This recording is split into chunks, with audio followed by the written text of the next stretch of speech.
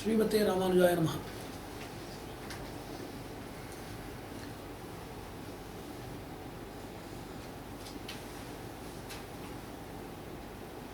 We live in well-structured and organized world. The planet in which we dwell is categorized into different standards and status of inhabitations. We call it as counties, hamlets, villages, towns, metropolitan cities. All these divisions are based upon the status, the background and standards of living and various other parameters. But its appearance, generally appearance will be different from action and achievements. Certain things they appear to be great but action is low, and several things they act and activate but the achievement rate will be marginal or zero. It is very surprising to know that even in history, great towns were constructed, great urban achievements were accomplished only by people, those who came from villages. It also appears that the innovations of metropolitan cities and high-end institutions and great elite community, great thinkers, activists and administrations of the urban and metropolitan area, they are only governing the entire country and they are taking care of the rural deficiencies and trying to promote the villages. This is what we have been hearing, and there is a reasonable truth behind it. At the same time, we should not forget about the glory of villages also. Even in Indian pretext, especially the modern context of various other high-tech developments, where cities are gaining exemplary status, where cities even fail to gain exemplary status, we have seen a lot of model villages which show the way to towns and support townships and foster national or global development in a very silent but in the smartest way. For example, when urban places, they engage in the art of deforestation, totally removing greenery from the world, we are seeing many villages which are trying to promote the art of eco-remediation and reforestation or afforestation. That we are seeing. Piplantry is a small village in Rajasthan where for every girl child that is born, special gifts are provided to the mother. The family is provided with encouragement, honor and incentives, and for every girl child 111 trees are planted surrounded by aloe vera in order to preserve the nature. So more than 250,000 trees that they have planted so far. So that we are hearing it as a news. So they are not only saving the daughter, that is the girl child, but also saving the mother as well as the grandmother. The mother by incentives and support, grandmother is earth, Mother Earth. So they are saving everybody. So this innovative and inspiring ideology has emerged from a village. Similarly, many villages like that. Even there are few villages which are even high-tech, more than high-tech cities, the so-called high-tech cities. In not only availability of resources, but also in utility and productivity. AUP, we used to say. In Gujarat, there is a high-tech village, and Himanshu Patel, the sarpanch of that village, Pansari, he has made everything high-tech. Wi-Fi systems, all camera surveillances, and air-conditioned schools and various other service organizations, well-maintained infrastructure, everything is organized by that village, very small village. And we are not capable of creating a change in spite of several institutes of research on forestry, animal husbandry, as well as on agriculture, horticulture, and various other systems are there. But a small village, Paivihir in Maharashtra, the village people were handed over barren land, useless, so-called declaredly useless land of 182 acres, which have been turned into heaven and earth by those people, and they are doing now. And also one more village, Hiwari Bazar in Maharashtra, where there was water problem, insufficiency. Immediately the farmers were prudent enough to totally shun off or cut off all water intensive crops. Water is not available, why to deal with that risk? Immediately whatever that is compatible to that of the soil and its moisture, its fertility and nutrients, they are planted and water is conserved. Instead of using, they started preserving and conservation of water.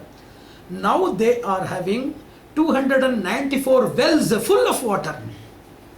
The plantation is going on parallel. Similarly, Eravaperur in Kerala, Odandurai near Mettupalayam, Tamil Nadu, and Ganga Devi Palli, that is in the same place. Telangana and Andhra, they are having Ramachandrapura and Ganga Devi Palli as ideal model villages, and art of living people, they have developed a village at Maharashtra. Similarly, we are seeing many things here. How far this inspiration, guidance and their support are offered to other villages, because India is a village souled nation.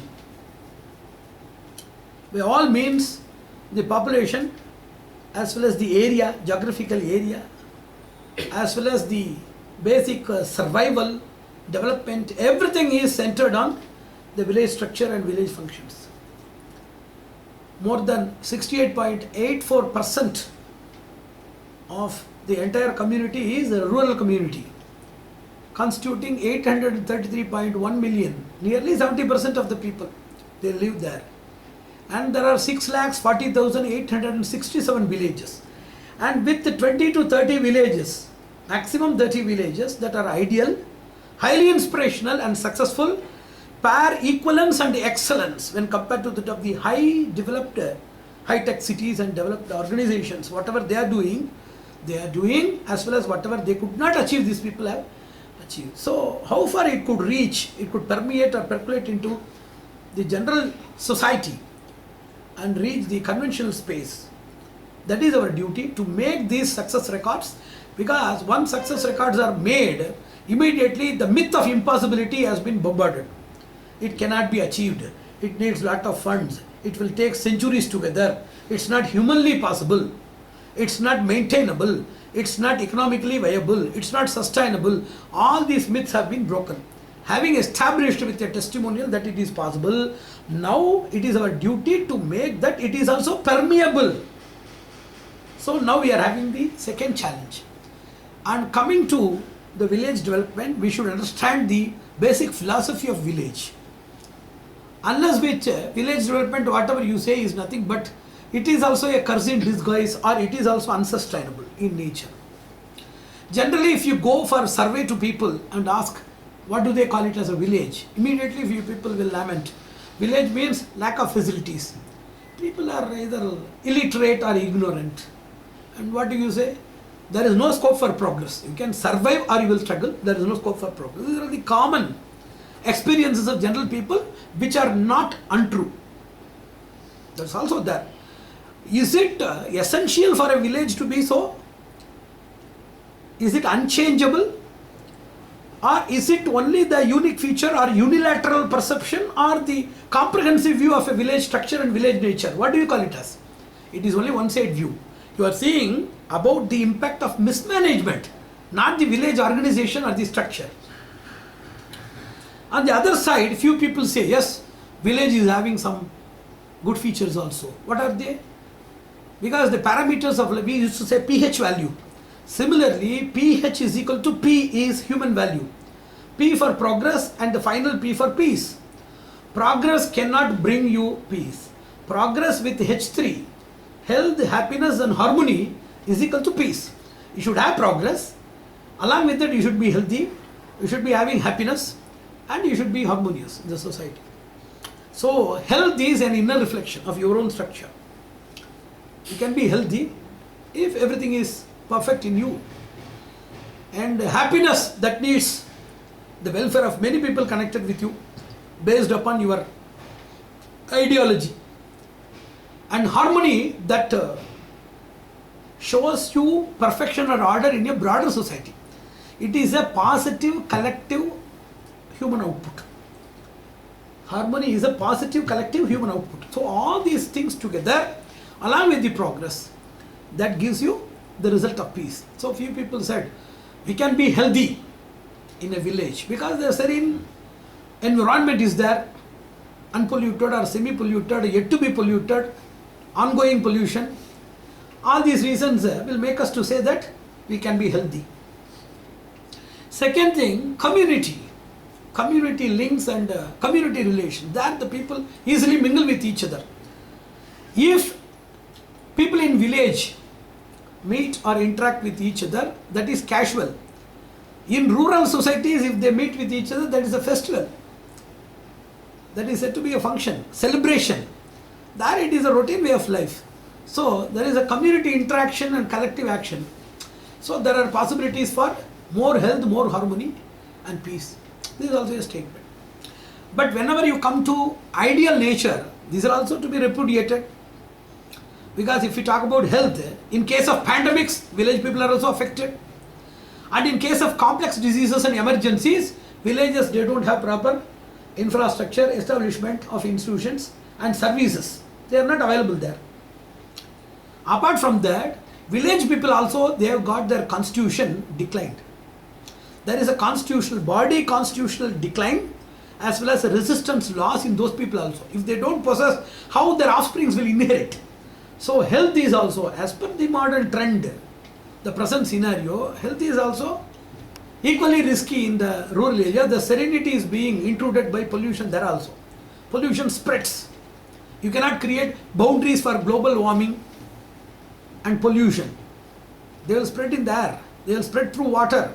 They will spread through migration. They will spread through persons and their interaction. We cannot prevent these things. So that is there in health. Apart from that, happiness also on the other side. See, what we are trying to establish is what is ideal village and what is ideal township, grama and nagara as per philosophy, how to create a dicotyledon seed of both the positive futures put together for a national and global well-being. So this is the ideology behind the speech. Whenever we think about harmony and peace in the village is having more caste as well as creed related issues.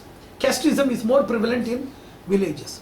So caste, then religion, status divides. They are more conspicuous and more volatile in village environments. Apart from that, generally idolatry, worshipping political idols, matinee idols and sports idols, and then a divide, a big divide, unnecessary sensational divide. That is also common in rural areas. Rural areas, the people, they are overwhelmed by such special idols, and they are the people, those who have created these people, made them as heroes and multimillionaires. They are only poor people. Poor people have created rich. The weaker sections have made the power to be ever strong, and these are those silly idiots who have created or who have given the opportunity for smarter people to exploit these people's silliness and negligence. So this is democracy. And here also, these divides and various other sensations are more prevalent in villages. Especially village is an emotional center. People are not so preoccupied. So when there is no undue preoccupation, there will be some space for humanitarian instincts, good or bad. So these people, they are more sensational. Whatever you call similarity, differences and cleavages, they will be more valued in villages. Fraternity, intimacy, proximity, more valued. Similarly, affection, wrath, violence, revenge, everything will be too much in villages. And one more thing, the same thing on the urban side, not because of preoccupation, but also because of unification of standards that happens in urban society. You can see all caste and creed people put together on a basket. People of different castes in a village, whatever is the source of dispute or discrimination or enmity, in the town he will be your neighbor, the same person will be your boss, your servant, your associate, your guru or guide or philosopher, your thickest friend. Possible. Even your own wife, husband or wife and husbands of your close relatives. There the urban society moves that divide to a different standard. And also discrimination or belittlement is also moved in urban society. So we have to see these features and try to implant the missing link in others. What we are missing, what we are losing, what we have lost, what we are gaining and what we are winning. All these 5 factors in these 2 divisions should be analyzed philosophically, psychologically, sociologically and futurologically, and you have to place the facets of a complete society on both the dimensions together and see that the real society, ideal society, rurally, urbanly is constructed, reconstructed. So in this area also we are seeing that status enhancement. How a washerman, a cook and barber in your village will be renamed or dignified or sanctified as, if you call it as a barber, he will be known as hairdresser, beautician in the town society. Your cook will be a caterer. The same washerman will be re-sanctified and placed as dry cleaner. So a simple work and the same work is done in an urban society in an institutionalized base with a technical background, the same thing is dignified. So which is dignity and which is insult? How they are created and how they are reconciled. So this type of view of society moving to urbanization, what are all the changes that occur, which are all the pleasant changes, which are all the perilous changes and which are all the pathetic changes. Few things are pathetic, few things are pleasant, few things are profitable, few things are perilous. So all these things need to be put together. And one more analysis is of crime rate. Even in United States, see, whenever you talk about other countries, you should not talk about the unilateral view of their statistics, what they are doing. We should also talk about what the people are, what is their mindset, what is their knowledge level, what is their commitment level.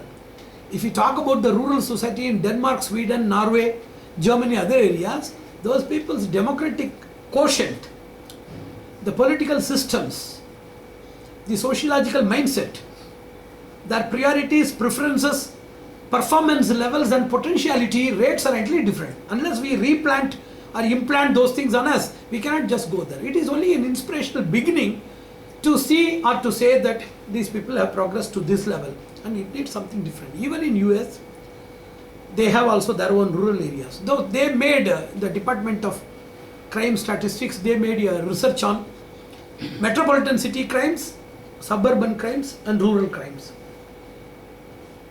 And more crimes are there only in the metropolitan areas, especially many crimes. And also it does not say that the rural areas are devoid of any crimes. There are also violent crimes that are happening there, but metropolitan cities are more vulnerable. And a few property related and various other second grade of crimes, used to call it as grading crimes. Violent crimes, sensational crimes, heinous crimes, serious crimes, simple crimes. So in this division also, some sort of second grade crimes are more prevalent in suburban areas. And rural areas, they have crime rate, but not like that. So as per the report given by the concerned victims and as per the collected information by the law enforcement or investigation agencies, the sources have been published.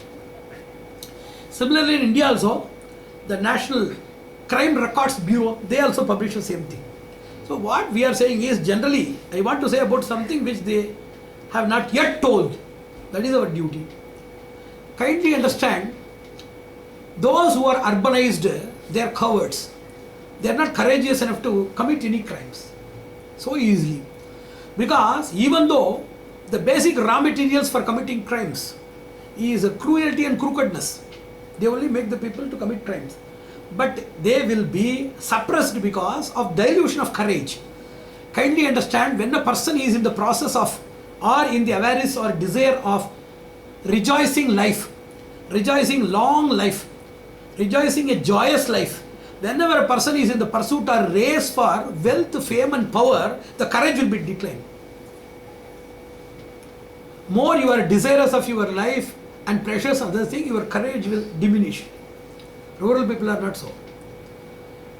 In rural areas, even though they commit crimes, their necessity, based on necessities they do, and lesser opportunities are there to commit crimes. There may not be any support from people as it is available in urban cities, and the circumstances will not much favor. There won't be any much rewards in rural areas and crimes, and also nobody will be there to rescue. In urban society, you will be having a lot of people to rescue you. So that is why the urban society, they engage in crime. There are two types of crime. Crimes committed for them personally, crimes that are being done for others as an agent. Similarly, using the agent and personal intelligence, that is also a two division set. Here these people, the urban society people, either they have to hire an idiot or a smart person. Idiot to execute his task and smart person to rescue in case of any problem. In some other crimes, a smart person to support or a smarter person to rescue. So what we are saying is, apart from rural crimes, those who are migrants from rural areas and unsettled even in the urban areas, all those people are engaged or hired by these people for their crimes. Even in urban crimes, especially in white collar crimes, smart people are there. Personalized crimes and circumstantial crimes are there. Most planned crimes, they need the support of local people, those who are vulnerable to this type of misguidances and misuses. Already they are in necessity and demand. They are surrounded by pressures. They have also a zeal to grow. It also stimulates a criminal propensity, which is further fueled or well fructified by these people's misguidance and misuse. That's what we are seeing everywhere. So we have to understand also the fusion impact of all of these things, not village and towns. There are many people in village with urban mindset. There are many people vice versa also. These people come here and those people go there.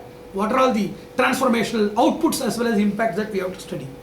So whenever you create a village, the village does not only deal with the villagers but also the migrants and other people also.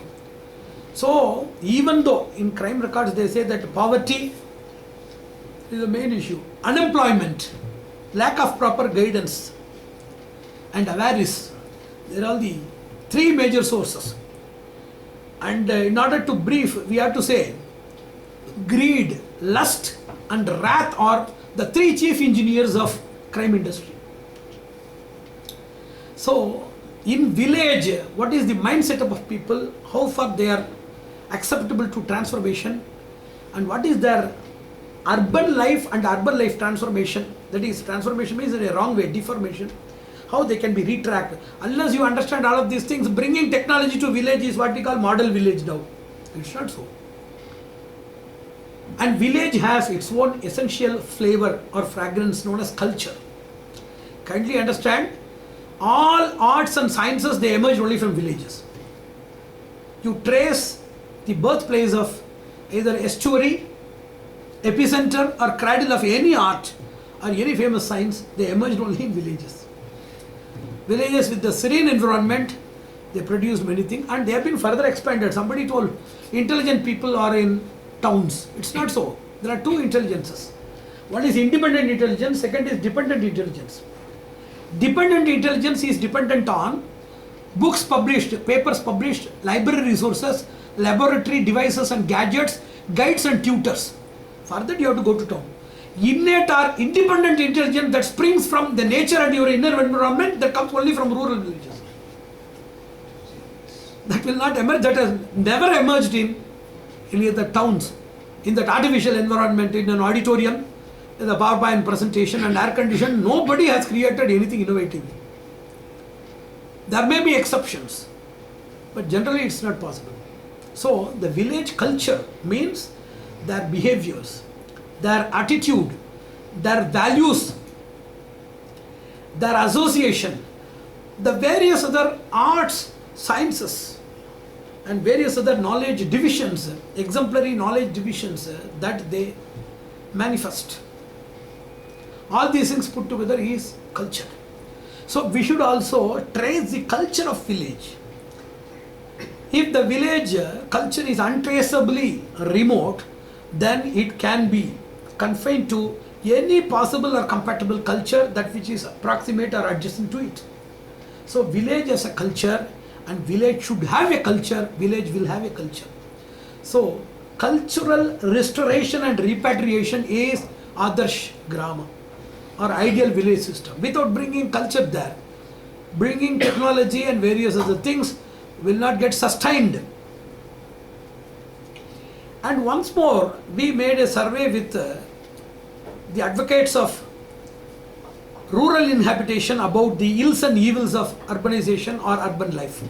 What are the problems of our urban life? They simply answered congestion, pollution and adulteration. Congestion means many people are there. Too much of things. Unmanageably, it is growing. Growth is okay, but unmanageable growth like Honey, I Blew Up the Kids. There was a movie, Walt Disney's movie, Honey, I Blew Up the Kids, where by a special laser intrusion, the child will grow like a giant, more than the size of a bus. So, growth creates congestion here, and also growth creates one sister concern known as pollution industry. Every industry is having an inbuilt sister concern known as pollution industry. You call it by any name, the sister concern is pollution industry. And third thing is, there are possibilities for adulteration, characteristic adulteration, ethical, moral adulteration, because more exposure, free exposure, more availabilities. You have heard about non-availability of water, water scarcity. We have heard about water scarcity, food scarcity, all these things. Have you ever heard about gutka scarcity or alcohol or liquor scarcity anywhere? Have you seen any paper publishing that? So everything is available and exposure to everything, and also nobody to notice. It's not so easy. After being noticed, they will get sensationalized. We are having social myopia and social hypermetropia. Few people are seeing only their family and surroundings, not able to see the distant world or connecting world. Some long sight problem. Few people are seeing only about what Israel is doing, Japan is doing, US is doing, and China is doing. They don't bother about their own village people suffering or their own community suffering here. All these qualities put together have made adulteration easily possible and not easily controllable in urban centers. So, how they are going to manage that? So that is the big issue.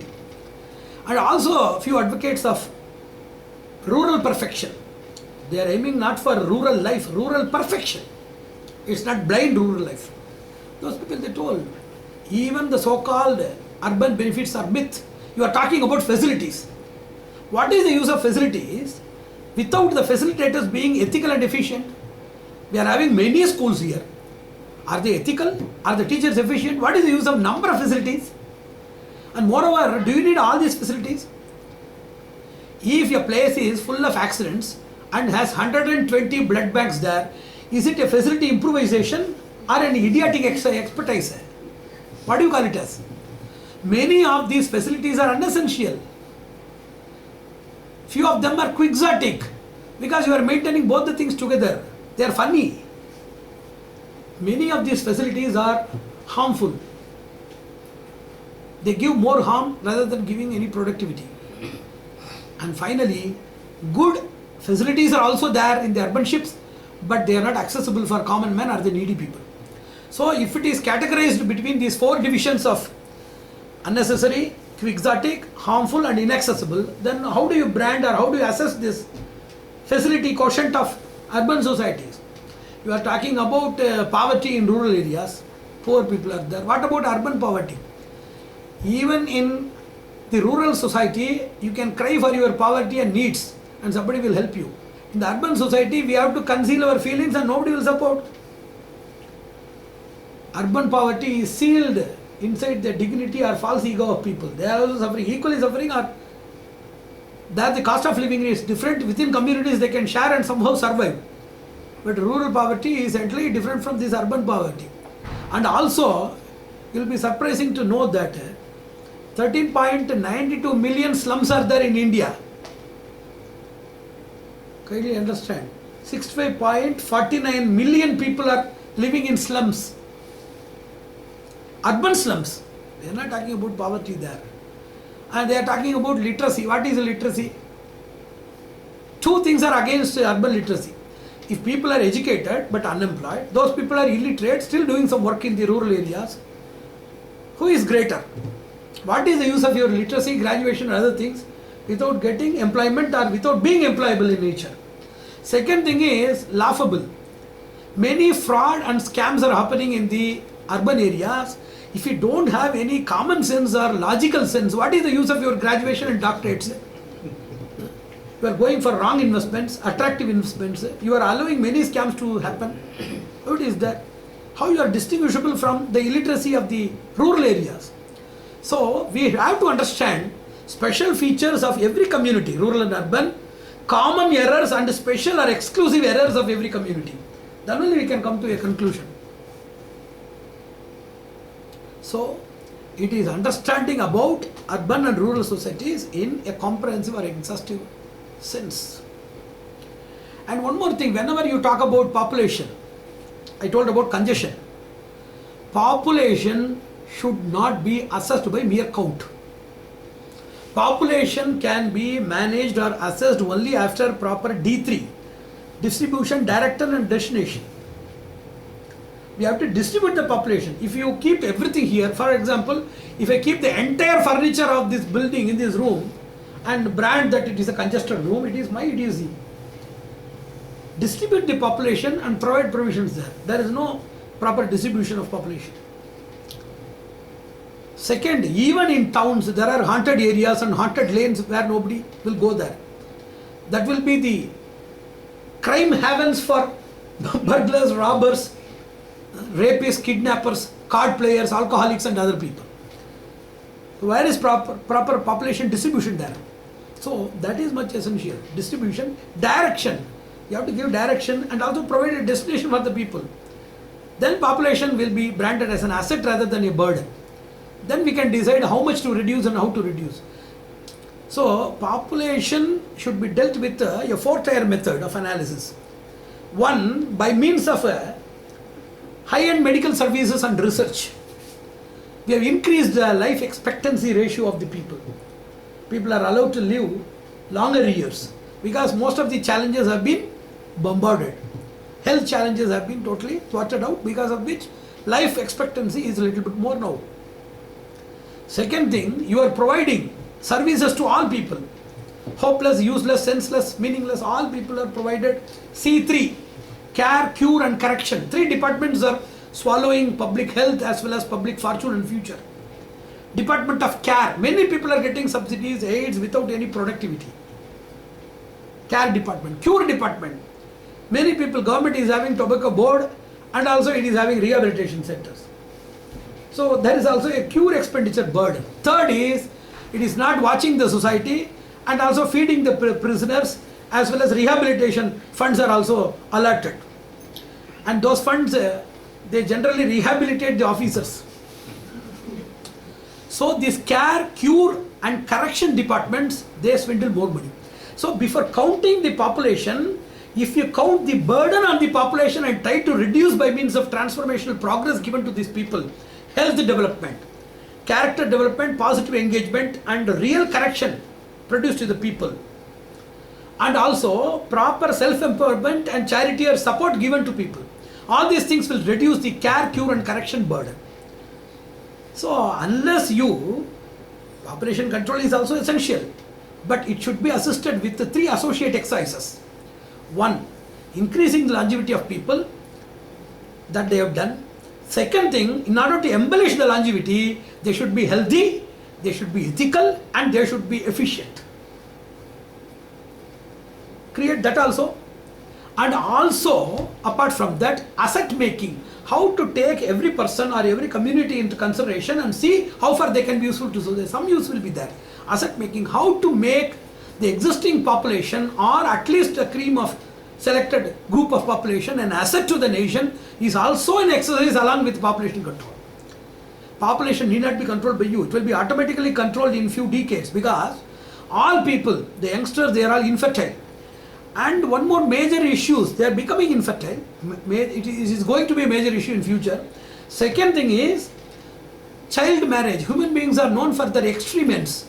Before a few centuries, we had child marriage. They have abolished that and brought old age marriage now, 40, 45. What is the use of this thing? It is also the extremity on the other side. So considering these old age marriages, health hazards, infertility crisis and various other issues, what will be the 4th or 5th generation's quality as well as their count? in the future demography? That is also a question. So there is an inbuilt population control that is eventually happening in the parallel stream of the society. What I emphasize is kindly bring demodynamics or demonymics. It is not demonymics. Demon is not there. Dynamics, demomics or demonymics. It is a portmanteau usage of demography as well as dynamics. How to create this demodynamics in the place of demography? Demography is counting heads.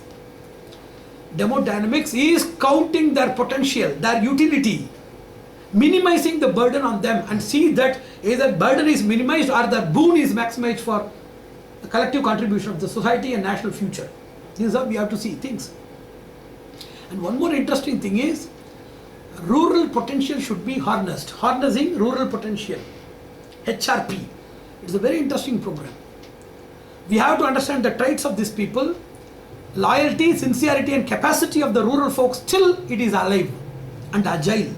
How to harness all these things and use for this society. Why people are unemployed? You can use them for emergency preparedness services. When something comes, all the urban people have already told, they have hypothecated their courage and they have bought wealth and status. All these urban society people. When emergency comes, nobody can help themselves or others. Some exceptions may be there. Whereas the rural people, they can be trained, or natural, their vigor and natural bravery or courage can be utilized in such occasions. So they can be used for constructive projects of the government, national welfare, social activism, for creating awareness, campaigning, canvassing, other things they can be used, and also for emergency preparedness they can be used. And one more thing, we can create many people from the rural society if we break the barricades. That's what I told in a seminar. The blockade should be removed. The first is English language. Second is a scientific language, talking them with terminologies. And third thing is going through the conventional, insipid system of education by means of studying and writing exams. If everything is objective, if everything is self-experimental and experiential, if it is taught in their own native language, understandable by perception, exposure and experiences, which I have hinted now, there will be thousands of rural scientists. They cannot explain what they are doing. They may not be capable of preparing the hypothesis in your language, but they will give the product in your hand. What do you need? Mere hypothesis with a fallible product or infallible product. Somebody else can come and see. Many people, those who are beautiful in faces, those who cannot sing, playback singers are doing that. Voices are very vociferous. Dubbing artists are giving voice. They cannot even dance. By means of graphics they are making dances. So many misfits with their deficits are shining stars. These stars with innate intelligence and brilliance, they may have some defects. Why can't somebody dub or give voice? Let there be a scientist, educated scientist who can be a playback singer along with this innate intelligence. It should be promoted in this society.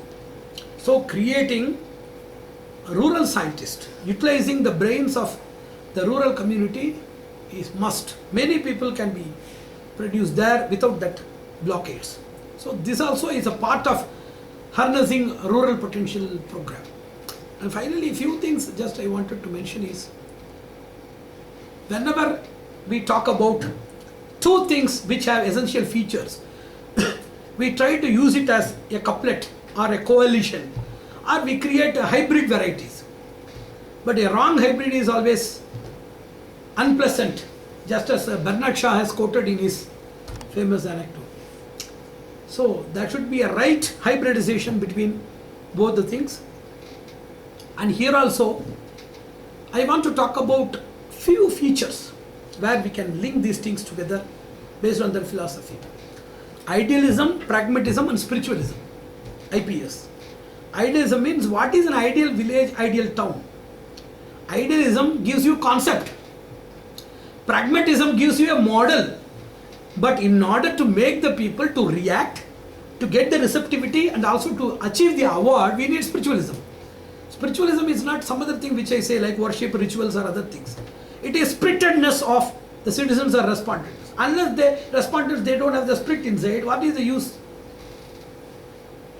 What is the use of applying a medicine to a corpse? It should have reaction, response and reward. Otherwise, it's a dead matter. Similarly, the society is either debilitated or deaf or dead. How to bring back life, attention and action or agility inside these people, that is a great work. Whatever these people are doing here, like village development people, they are dealing with only external resources.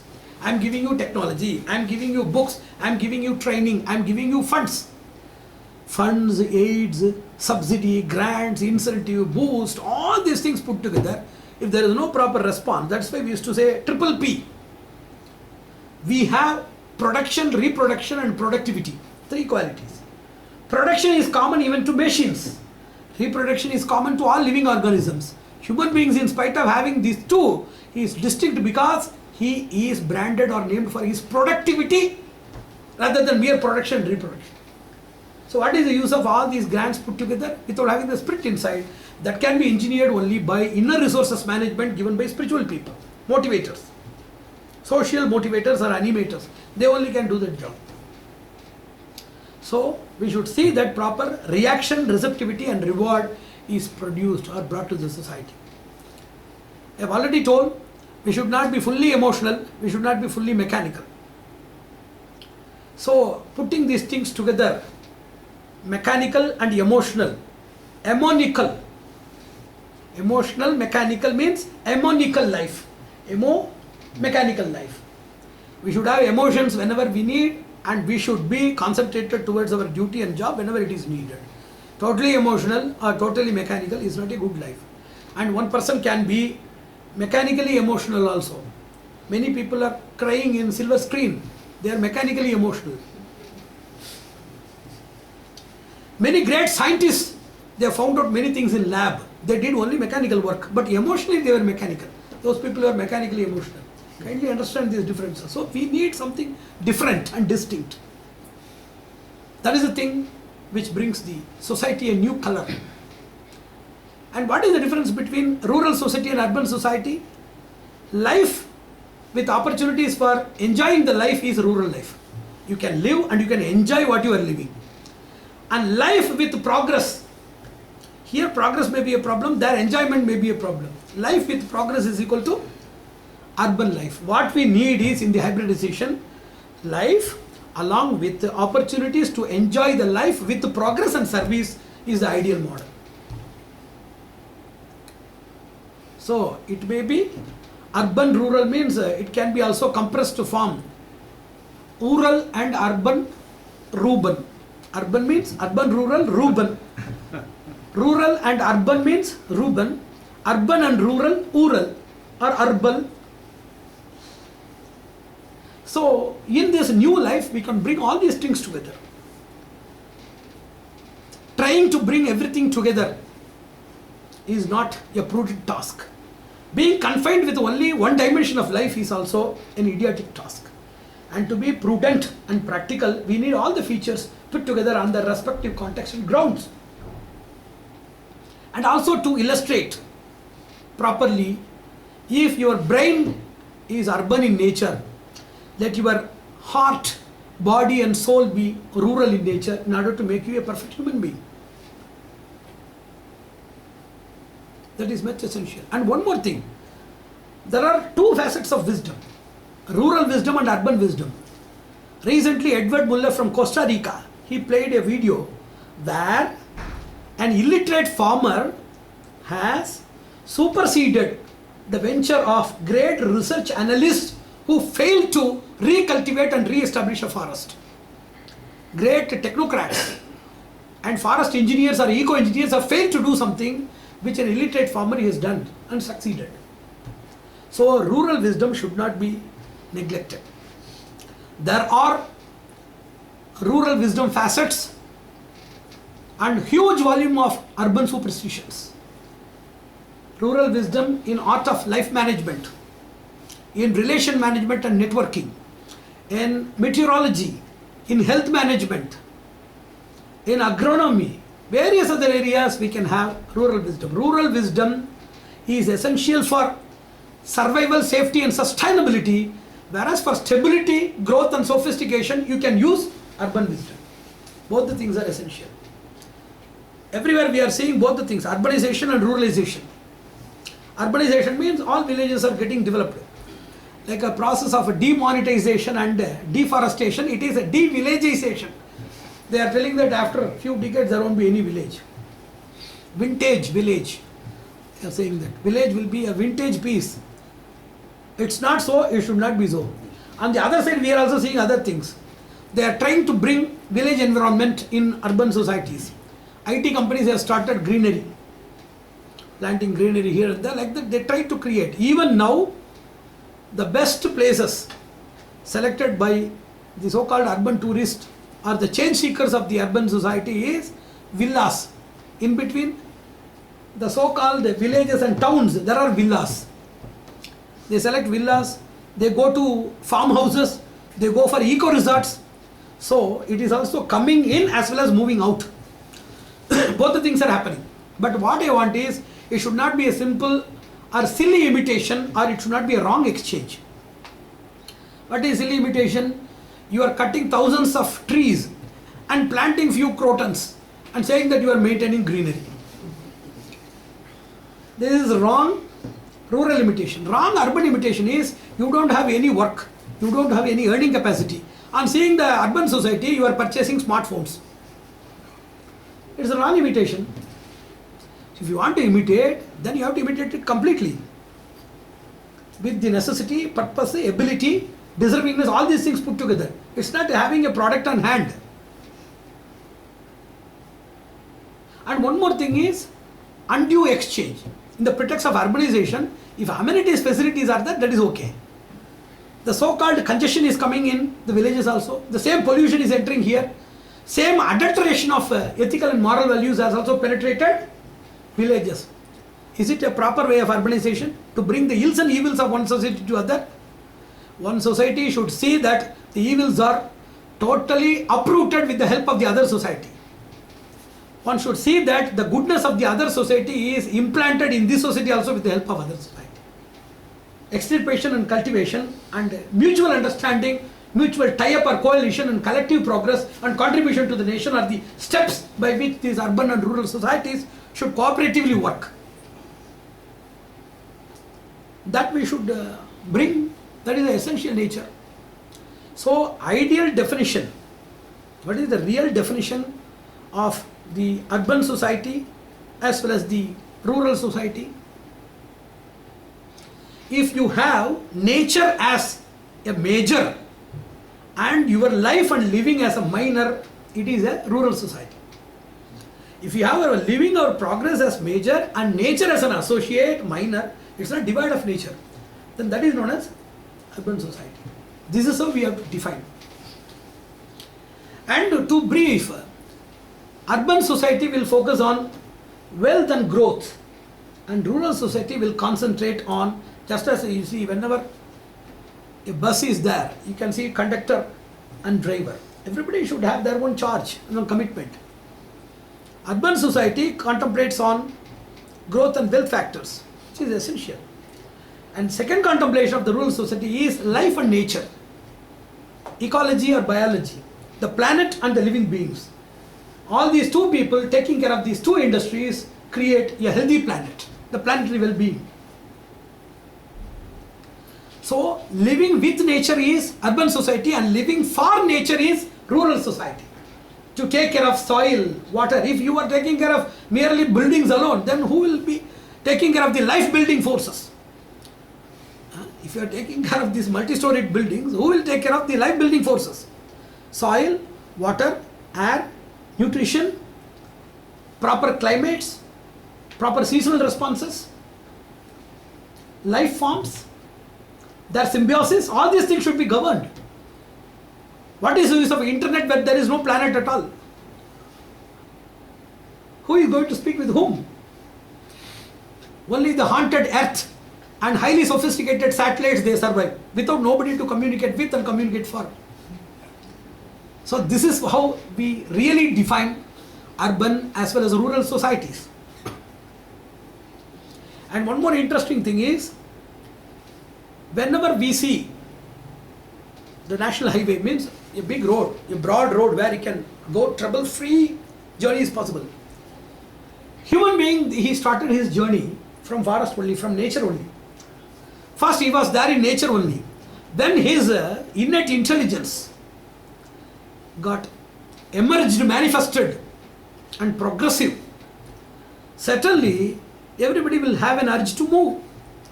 Then he moved. In the face of civilization, he moved from these places. So in nature, that is absolute nature, then along with nature, away from nature, against nature. These are the four destinations of human journey. First he was in absolute nature. Then he lived along with nature. Along with nature means villages, hamlets. Along with nature,